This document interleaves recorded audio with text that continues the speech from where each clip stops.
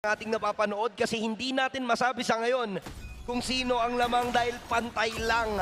At ang nangyari pa dito sa draft natin na uy, si Ogun mabibigyan. Oh my goodness, napakagandang early game na naman para sa Smart Omega.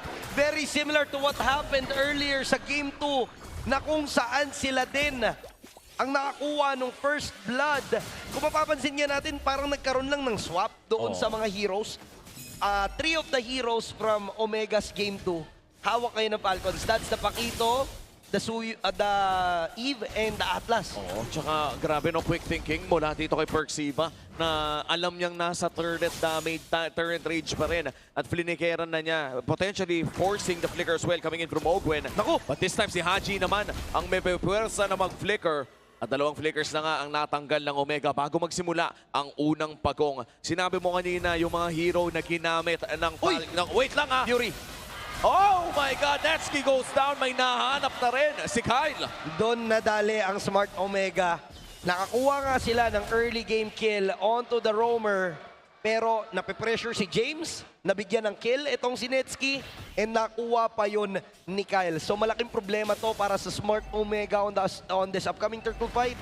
Pero since naka-back siya sila, maaari yata may counterplay dito onto Flap. Ang tanong ay makakatakas pa ba siya dahil dalawang iipit sa kanya. Ogwen to the rescue. Wow! Napakaganda ng rest back na magmumula Kyle! dito sa Team Falcons. And maaaring mabaliktad pa ang sitwasyon. Perksiva will go down. Si Flap din ay mapapabigyan.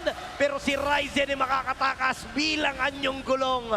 Pero Team Falcons, masasabi natin na makakakuha naman ng kalamangan doon. 2-0 KDA ngayon ni Kyle. Oo, and that puts us 2 for 2. At lalapagan na nga ng Zaman Force dito si Netsky. Wala pa atang BMI pero makunat naman sa ilalim ng kanyang torre. Kaya na mabubuhay pa si Netsky dito. Pero mukhang mahihirapan siyang kunin ng safely itong cart. Papasok naman si Netsky, siya naman daw! Naka-blazing duet, alam niya na babalik buhay niya because of the emblem. Kaya naman sobrang tapang dito ni Netsky. Pagong naman ang kanilang pag-aagawan. That is gonna be Cal securing this turtle. Mabubuhat ka lang siya dito ni Mingguin at mababangga. Pero tingnan natin kung magtutuloy-tuloy ba. Ogwen ang naging next target. Walang nahuli doon sa Fatal Links. Ogwen kapalit ni Ryzen. Still a win para sa Team Falcons. At dikit na talaga ang ating laro, kapatid. At nariyan na rin itong turtle na nakuha nila kanina. In fact, wala pa nga tayo nakukuha ang pangalawang objective dito, pero suntukan pa rin malala itong parehas na kupunan. I think yung mas malaking blow dito is dun sa my gold lane. Having Netsky die once, pero sasagutin agad ng Omega yan. Mukhang i-fix nila dito. Oo, Gusto din nabigyan si Marco. May Purify pa naman, so maaari pa naman makatakas. Pero andito rin naman si Ogwen to the rescue. Zaman Force bibitawan. Nakapitan siya ng bahagya. Bibitaw din kagad-agad Cal to the rescue. Mauhuli si Perksiva. At kung anong mangyayari doon kay Ogwen kanina with this glue on Game 2, ganun din ang gusto nilang gawin kay Perksiva sa Game 3. Na para bang binabalak pa lang ng Omega ay alam na agad ng Team Falcons may round 2 pa ata.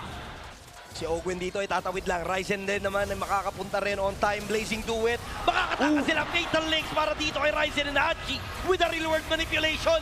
Talagang lalagkit ang mga lalakaran ni Ryzen at wala na siyang kawala sa kwadradong pariswak. Kung ano man ang naging pep talk dito para sa Falcons, napaka-effective dahil nagbago yung playstyle ngayon ng Falcons nung game number 2. Parang nawawala sila ng gana, hindi sila gumagamit ng kanilang mga abilidad para maging aggressive. But this time, itong mga reactions coming out from Falcons ay napakaganda.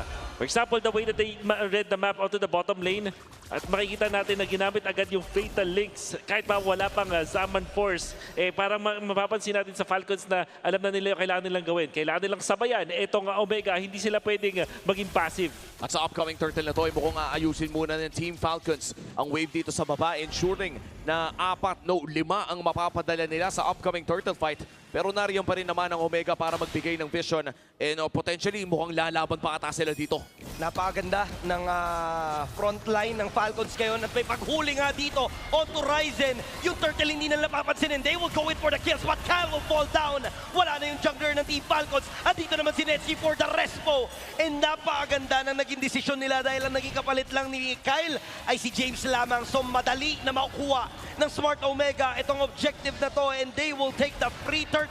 Pero may kapalit pa na masesecure dito si Flap and si Flap with his Paquito, signature Paquito. Imagine mo, no, flicker na, matagal-tagal na rin natin hindi nakikita. Kaya nga eh. Itong Paquito special ni Flap. At medyo nakakalungkot, nakakainis Oo nga eh. na hindi pa yung skin yung ginamit. Nandito na tayo. Flap, elimination na. Sana ipinakita man lang. But look at this. Okay, The mag-isa siya. Malabo na yung ginawa kanina na respo ni Ogwen para siya'y iligtas. And Smart Omega, sila yung magiging matagumpay sa kanilang plano na combo, Ryzen and James. Pero sa may bandang ibaba naman, may ibang pinaplano. Ang Team Falcons, they want to destroy this turret. Pero hindi naman ata sila maging successful because of the presence ni Perxiva. Nakakadepensa pa naman ang kupunan ng Omega. Bibigyan ni Kyle si James pero parang kaya ata siyang patuloy nito. Pero pinipiso-piso bawas, nagtitipid ng skills. James, delikado ka! Tingnan natin kung makatakas pa nga ba si Kyle dahil hinahabol siya dito ni Ryzen. Tumatama yung mga plato. Wala na ata siyang kawala. And Ryzen, siya makakuha ng kill. Wow, in fairness with Kyle, I like how he moved there. Imagine kung hindi pa umabot doon si Ryzen, parang napakaganda at nakakalungkot naman para dito kay James na ganun yung nangyari, nagtitipid ng kanyang dash. But eventually, parang napaganda pa yung trade. Ryzen para kay Kyle. Tapos makakuha ng siguro na purple buff, 30 seconds into the turtle, sabay naman sa level itong si Ryzen. So I think that's a net positive para sa Omega. Oo. And as of now, hindi pa naman lumalagpas ng 2,000 ang kalamangan ng Team Falcons. Bagamat nakikita na rin natin na si Ryzen ay naboburst din ng paulit-ulit. Looking at the items, papunta pa lang ata kasi siya doon sa physical damage na pang-resist. Sa ngayon ay naka-Radiant Armor lamang dito si Ryzen. Kaya naman ang kailang mangindahin ay si Haji at si Super Marco. Pero wala ata silang pake. Gusto ata nilang lumaban at pumwesto around the final turtle of this game. Kung saan babakuran naman na ito ni Perxiva. Pero maganda pa rin ang pwesto dito ni Ogwen around the RPM. Si Mingwin ngayon ang bibigyan ni Flap. So mapipilitan si Mingwin na umatras ng bagya. May regen pa naman.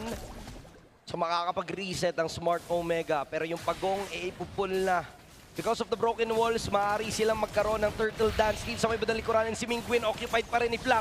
Yung pagong ay makukuha na this time ni Kyle. Pero si Haji ang unang mapapatumbay. Si Netsuke may Bloisy Duet pa. And with a Purify, walang makakahuli sa kanyang iba. Perxiva will go down. Andun din naman yung Thunder Form. Kaso nga lang hindi magiging enough. Flow on mana si Super Marco. Pero si Kyle naman ang magko-compensate nung pagkawala ng mana na yon. And Team Falcons ang lalamang this time around. A 2 for 3 at yung pagong ay napunta pa sa Team Falcons. Kaya naman in terms of the early game objectives, lamang na lamang ang Team Falcons. A lot of things went in favor of Falcons. Una yung nagawa doon, Flap na i-force out yung unang ulti kabanat from Mingwin doon sa may gitna. So hindi nakaka-perform na magandang box itong Omega. Tapos nakuha pa yung retribution onto the turtle.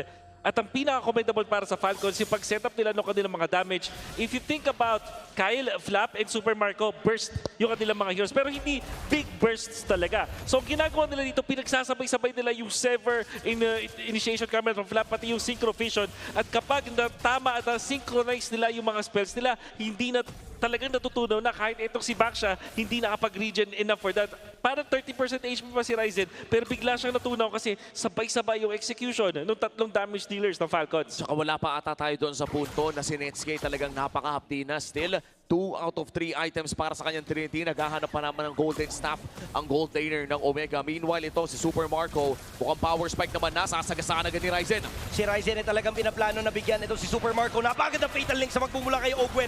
Only dashes coming in from the Zaman Force. Si Ryzen makakatakas pa nga ba doon sa kahon pero mukhang hindi na. Dahil napakasakit na rin ni Kyle. Pero si Kyle din naman ang magiging target ng Smart Omega. And Netsuke will take him down. Si Ogwen nga lang dito makakasulubong si Perxiva. Makakatakas pa nga ba siya pero mukhang makakapitan pero hindi. Dahil andun si Haji and Super Marco and Flap single-handedly na tinatapatan yung dalawang miyembro ng Smart Omega and talagang napakalinis ng ginagawa nilang execution. Kanina pa naghahanap ng pwesto, ina-isolate ni Flap si James. Hindi makalusot yung gustong team fight mula sa Omega. At napoprotektahan dito ng Falcons itong si Super Marco 2-0 and 7. Makuha na rin yung kanyang third item dito. Naharangan pa na nila si Ryzen. Walang idea ang Omega na half HP na ang Lord. At eto na, unti-unting ginagapang ng Omega. Makakalapit pa nga ba si Ryzen? May pagretrihan pa nga ba? Pero nakaharang dito si Ogwen. Another beautiful fatal link. Pero hindi naman yung paghuli dito ni James. At may real world manipulation na sagot. Si Kyle naman si Netsuke mabibigyan. Hindi magiging sapat yung sabunot dito ni Perxiva upang pigilan yung pagragasan ng Team Falcons. And talagang hirap na hirap ang Smart Omega sa ngayon dahil tuloy pa rin pala ang pag-rundown nila sa mga miyembro ng barangay at nagsitakbuhan na ang mga tanod. 10 seconds para lumabas dito si James. Aabot pa naman para dumepensa dito sa may bandang mid lane. Si Ryzen lamang ang natitira at 5 katawang ipapadala ng Team Falcons with the Holy Shields. Kaya naman siguro ay madedepensahan pa ang inhibitor turrets na to. Pero ang kailangan nilang problemahin ay yung Lord na nagmamarcha sa baba. Ilang at ang pinakasulit na Holy Shields na nakita natin. Fortunately para sa Omega, napakakapal ng mga minion wave ng Falcons pero magkakadikit. Kaya nga naman nadepensahan pa nila despite all of them dying. However, big blow na yan para sa ekonomiya ng Omega. Hindi ko rin naiintindihan kung bakit laban ng Omega despite them not having enough tools. Parang dapat maging masaya na sila dun sa mga pickups na nalakuha nila. At ang nagiging resulta nung kanilang pagiging greedy kahit hindi pa sila ganun kalakas, lalong bumabaon yung gold lead na meron ng Falcons. Papalagan Team Falcons sa may bandang ibaba. Torre ang magiging target nila. Nilatag na yung Zaman Force and walang magawa ang Smart Omega. May Fatal Link pa na saktong-sakto sa mga pagpitaw ng espada. Ni Kyle, makakasurvive itong si Ryzen. Madedepensahan nila yung inhibitor turret. Pero si Perksibang naging casualty and Team Falcons, they want to go for round 2. Hindi pa tapos ang kanilang magiging laban dahil babasag sila ng inhibitor turret. Zaman Force nagamit na. May mga minion waves sa may bandang itaas. James dito medyo delikado na rin. Pero siya ay makakaatras. Tatargetin na ng mga Torre yung mga miyembro pero successful ang Smart Omega sa kanilang depensa. Low cooldown, high tempo para sa Team Falcons. Ang hirap palang labanan ng laging wala sa cooldown yung mga ulti. And now, yung isang crucial na item dito, Ogwen gets the immortality. Lalo pang madaling i-pop off ito kanyang ultimate.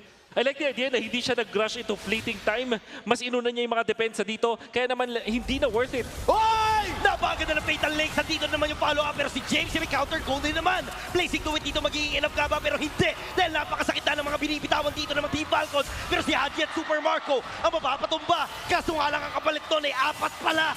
Nevsky mag-isang susubok na depensahan ng puwersa ng Falcons. Pero mukhang pipilit na sila.